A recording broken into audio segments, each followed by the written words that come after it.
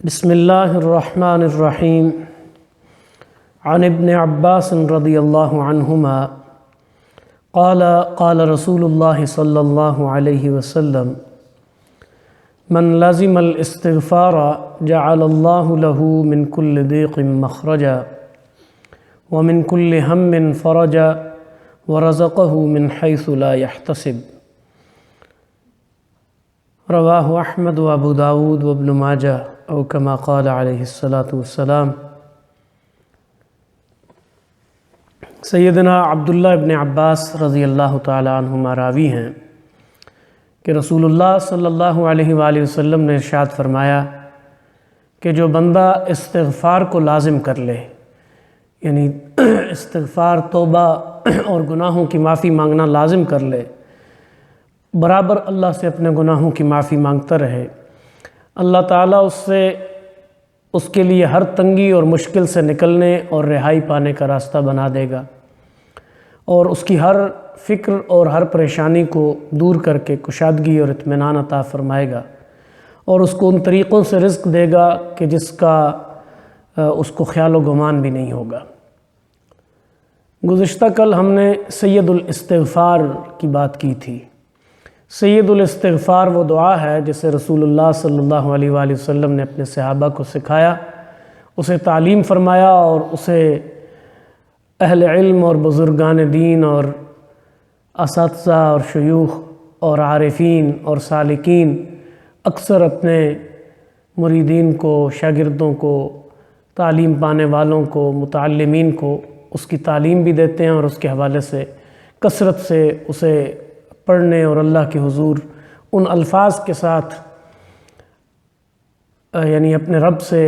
جڑنے اور گناہوں کی معافی مانگنے کی تلقین کرتے رہتے ہیں۔ تو سید الاستغفار کی حدیث کے اوپر کافی فیڈ بیک بھی تھا، بہت ساری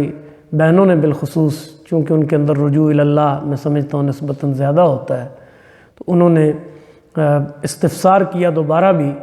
اور اس حوالے سے میسیجز آتے رہے کہ وہ دعا ہمیں بھیجی جائے۔ بہرحال یہ استغفار ہی سے متعلق یہ حدیث ہے۔ آج کی اس حدیث کے اندر استغفار کی برکات، یعنی اللہ کے حضور بار بار گناہوں کی معافی مانگنا، اس کی برکات کیا ہے۔ سب سے پہلے تو یہ بات ذہن میں رہے کہ استغفار کی جو غرض و غایت ہے وہ اللہ تعالیٰ سے اپنے گناہوں کو معاف کروانا ہے، تاکہ بندہ اللہ کے عذاب سے اور آخرت کے وبال سے بچ سکے۔ لیکن نبی اکرم صلی اللہ علیہ وآلہ وسلم نے ذرا وضاحت کے ساتھ بتایا، اور قرآن مجید میں بھی ظاہرہ یہ بات موجود ہے کہ استغفار بہت ساری دنیاوی برکات کا بھی باعث بنتا ہے، یعنی آخرت میں تو اس کا فائدہ یہی ہے کہ اللہ کی رضا حاصل ہو جائے اور اللہ کی خوشنودی مل جائے اور جنت میں داخلہ نصیب ہو جائے، گناہوں سے بندہ پاک ہو جائے وہاں پہ۔ لیکن اس دنیا کے اندر بہت ساری ایسی دنیاوی برکات ہیں جو استغفار کی وجہ سے انسان کو عطا ہوتی ہیں۔ اس کی طرف حضور علیہ الصلوۃ والسلام نے اشارہ فرمایا ہے کہ جو بندہ استغفار کو اپنا معمول بنا لے، لازم الاستغفار کا مفہوم یہی ہے کہ یہ اس کا روٹین ورک ہو، جیسے 5 نمازیں وہ پڑھتا ہے، جس طرح روزمرہ کے اپنے امور سر انجام دیتا ہے، تو گویا استغفار اس کی زندگی کا وظیفہ ہو جائے۔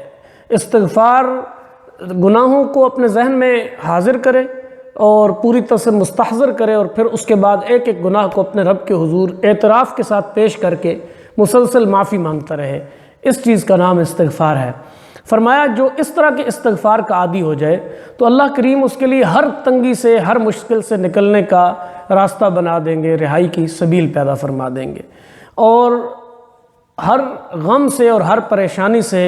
اللہ کریم نکال کر کشادگی اور اطمینان میں اسے لے آئیں گے۔ اور تیسری چیز یہ ہے کہ اس کو رزق اللہ اس کی فراوانی عطا کریں گے، اور وہ مختلف طریقوں سے ہوگا، یعنی وہم و گمان سے باہر، جہاں سے اس کا گمان میں بھی نہیں تھا۔ وَرَزَقَهُ مِنْ حَيْثُ لَا يَحْتَسِبْ۔ اسی چیز کو سورہ الطلاق میں، جس کی گزشتہ رات ہم نے تلاوت کی ہے، وَمَنْ يَتَّقِ اللَّهَ يَجْعَلْ لَهُ مَخْرَجًا وَيَرْزُقْهُ مِنْ حَيْثُ لَا يَحْتَسِبْ، وہاں اس کو تقوی کے نام سے تعبیر کیا ہے، یہاں حدیث میں استغفار اسے کہا جا رہا ہے۔ لیکن یہ بات ذہن میں رہے کہ صرف استغفار کے کلمات پڑھنا مقصود نہیں ہے، قطعاً مقصود نہیں ہے کہ استغفار کے کلمات پڑھے جائیں۔ جو دعا سید الاستغفار ہے وہ بھی بنیادی طور پر صرف پڑھنے کے لیے نہیں ہے۔ ظاہر ہے جب بندہ پڑھتا ہے پورے شعور کے ساتھ اسے، تو اس کے الفاظ اور معانی کے اوپر وہ غور کرتا ہے کہ میں اللہ کے حضور اپنے قصور، اپنے گناہ کا اعتراف کر رہا ہوں، اپنی ندامت کا اظہار کر رہا ہوں، اور پھر ان گناہوں کے اوپر ایسی ندامت ہو، ایسا پچھتاوا ہو کہ انسان دوبارہ ان گناہوں کو کرنے سے باز آ جائے، اور اللہ کے حضور مسلسل اس کی رحمت کی طرف جو ہے وہ متوجہ رہے، اس کی رحمت کو پانے کے لیے۔ اور یہ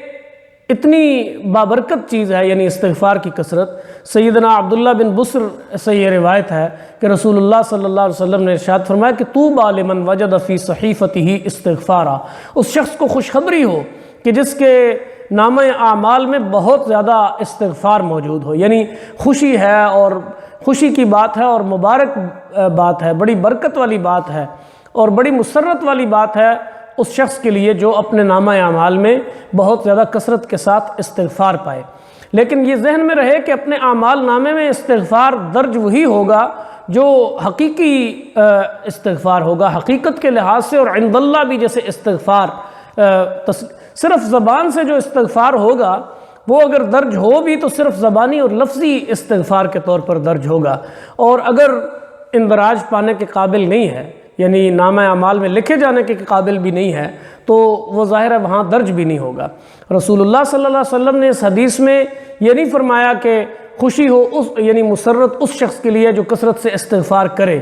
گویا کثرت سے استغفار کرنا یہ ہماری زبان پہ عام یہ لفظ چڑھ جائے اور ہر وقت ہم کہتے رہیں استغفار استغفار، یا استغفر اللہ بھی کے الفاظ بھی کہے، لیکن شعور میں دور دور تک گناہوں کا تصور نہ ہو، اللہ کے حضور معافی کی، التجا کی، اور اس کے حضور کوئی کسی طرح کی کوئی طلب نہ ہو، تو فرمایا کہ یہ استغفار ایسا ہے کہ جسے سیدہ رابعہ بصریہ رحمہ اللہ نے کہا ہے کہ ہم جو استغفار کرتے ہیں اس کے اوپر بھی استغفار کرنا چاہیے، یعنی ہمیں اپنے استغفار کے اوپر بھی استغفار پڑھنا چاہیے کہ یہ استغفار ہمارا کامل نہیں ہے۔ کامل استغفار وہی ہے، اور یہ حدیث میں جو لفظ طوبیٰ ہے کہ خوشخبری ہے، وہ ایسے ہی استغفار کے لیے ہے کہ جو پوری طرح سے یعنی گناہوں کے اعتراف اور استحضار کے ساتھ اللہ کے حضور ندامت اور شرمندگی کے ساتھ ہو، اور پھر گناہوں کے اوپر اصرار نہ ہو، تو یہ شخص ہے جس کو طوبیٰ حاصل ہوگی۔ یعنی طوبیٰ سے مراد دنیا اور آخرت کی نعمتیں اور جنت کی ساری مسرتیں اور سب کچھ اس کے اندر شامل ہے۔ تو جس بندے کو حقیقی استغفار نصیب ہو جائے اور خوب کثرت سے نصیب ہو تو وہ بڑا خوش نصیب ہے کہ اس کو گویا نامہ اعمال میں اپنے صحیفے میں، حضور نے صحیفے کا لفظ استعمال کیا، نامہ اعمال میں وہ کثرت سے اس استغفار کو پائے گا۔ اللہ کریم ہمیں حقیقی استغفار کی لذت سے آشنا کرے، اور ہمیں ہمارے گناہوں کو اللہ کریم اس رمضان المبارک میں معاف فرمائے۔ رمضان کی بقیہ گھڑیوں کو زیادہ سے زیادہ اللہ کریم ہمارے لیے فائدہ مند، نافع اور یقینی بنائے۔ سبحان ربک رب العزت عما یصفون وسلام علی المرسلین والحمد للہ رب العالمین۔